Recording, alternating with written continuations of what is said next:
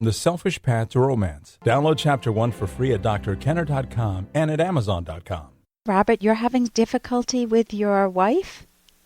Yes, ma'am. Yeah, what's going on?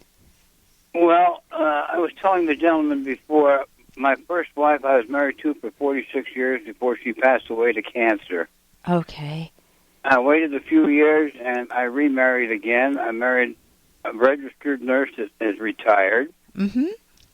And November of just last year, we moved up to Oregon from California in 2002. But November of last year, she wanted to move back to California with her grandchildren. Okay. And I said, well, who do you love more, them or me? She said, well, it's a different kind of love, and let's move back to California. Well, I have a home on a quarter acre of land on a corner. It's got a swimming pool. We don't pay no sales tax here in Oregon. I have a license plate that's good for the rest of my life for nothing. Yeah. And anyway, last year, she went to California basically saying, tough, I'm gone. Yeah. She's still not back today. She will not come back. And now she's talking about separating, And I am retired military, so I also have the VA, and I was talking to a Betsy Davis who is an MS, PMHNP, APRN, BC. I lost you, but that's okay. Yeah. Okay, anyway, she had me on Cymbalta, and then she got me... Robert, I want to sidestep the medication because I'm a psychologist. That's not my field of expertise. Oh, okay. So well, basically, she had you on medication to deal with what? Depression. Depression. So when did the depression set in? I guess it's been the last couple of months since my wife will not come back. Okay, so what you're facing is a major conflict. There are times when two top values in your life conflict, and it's a no-win choice. Meaning, she loves the grandkids. She wants to be with them. And Oregon is too far away for her to make maybe a day trip or it's not easy for her to get back and forth. So she wants to be with them and watch them grow up, I'm guessing, right? I would say so, yes. And it's not that she might love you less. It's that is a top value in her life. And the problems happen when you have two top values that are mutually exclusive. And this particular one, because you are passionate about where you live. I mean, you guys chose to move to Oregon. You must love something about Oregon. You love... Nothing. Oh, no, nothing? Nothing's holding you in Oregon? You said you have a home with a swimming pool and you'd have... The taxes are not an issue and... You've got a license plate, so what's holding you in Oregon? Well, I have two daughters live up north, far north of me in Oregon. But do you get to see them a lot? I don't see them hardly at all. I'm almost 80 years old, and they're 52 and. Why don't you see your daughters? They're married, and we just don't communicate. In fact, I don't even communicate with my sisters in California. So you're used to having some cutoffs, meaning potentially very close. I love to cuddle and hug. And anyway, cuddle and hug your daughters? No, as far as my daughters, we haven't been together for so long because I was in the Navy for 20 years, and they were in different states, and.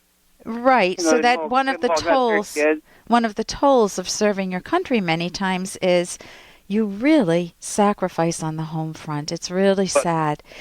But my problem is now I'm figuring, for some reason, I've quit taking my medication the last week and a half. Okay, you should let your doctor know that. I feel like I want to just go out and kill myself, get rid of myself. Okay, there is a book at my website, Choosing to Live. Uh-huh. And it helps you reconnect with what's important to you.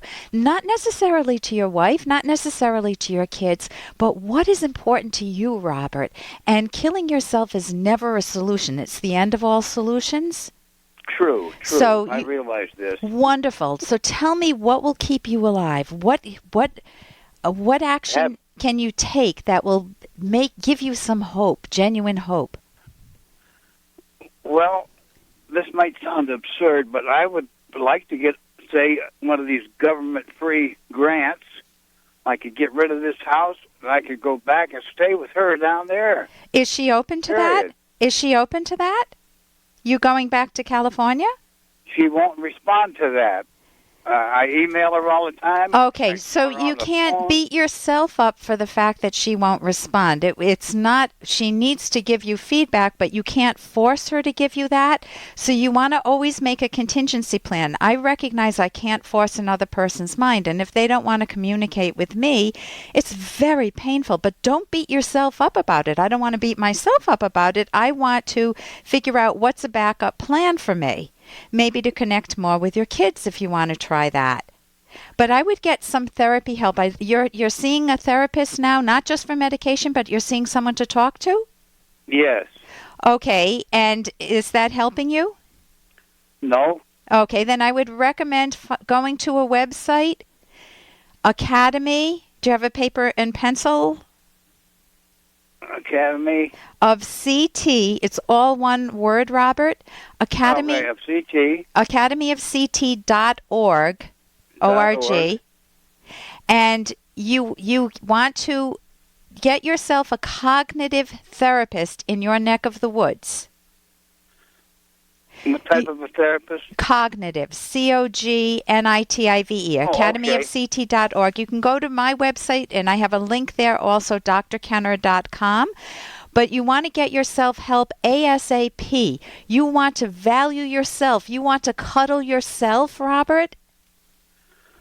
Right. And give yourself what you're longing for. You can't force somebody else's mind, so you do want to make backup plans, but work with a therapist, and you can also get that book, Choosing to Live. And that's by Corey Newman. 45 more years to go, you see. Okay, well, you want to have whatever years you have left, the same with me, as good as you can make them. Listen, thank you so much for your call. If you want to hold on, I'll talk to you during the break. And here's a little more from Dr. Kenner. Do you know what an obsession is?